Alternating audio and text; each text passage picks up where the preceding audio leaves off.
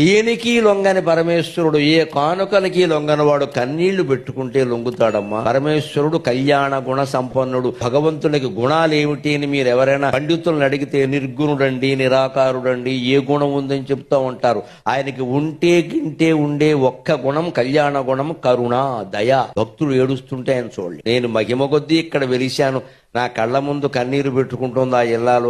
ఆ దుఃఖాన్ని తీర్చకపోతే నేనెందుకు ఇక్కడ? అమ్మవారి దగ్గర ఏడిచానని ఒక శివుడిని ఒక గిల్లు గెలుతుంది, మొత్తం తిరుగులేదు. ఇంకంత ఆడవాళ్ళు ఏడుతున్నారు పట్టించుకోవే అంటుంది, అంతే, మొత్తం పట్టించుకుంటాడు. మన ఇళ్లలో కూడా మీరు గమనించండి, తండ్రి ఒక్కోసారి మొండిగా బండగా మాట్లాడతాడు. వా అదవా నీ చదువు దండగా, నీకు మళ్ళీ ఇదోటి అంటాడు. అదే తల్లి ఏముంటుంది, మనం ఎలాగో చదువుకోలేదు, ఆడు చదువుకోతే హెచ్చేయండి. తల్లి ప్రేమ తల్లి ప్రేమ. అందుకని అమ్మవారికి ప్రేమ ఎక్కువ. మనం ఆవిడ ముందు కన్నీళ్లు పెట్టుకుందనుకో ఆవిడ కరిగిపోతుందాం. తప్పు చేసినా సరే మొహమాటం లేకుండా చెబుతాం, ఏం బాధపడక. విషయం ఒప్పుకుంటున్నాం కదా, మనమే కప్పిపుచ్చుకోవట్లేదు, అహంకరించలేదు. తప్పు చేశానమ్మా కానీ ఈ దుఃఖం నేను భరి అంటే తీరుస్తుంది.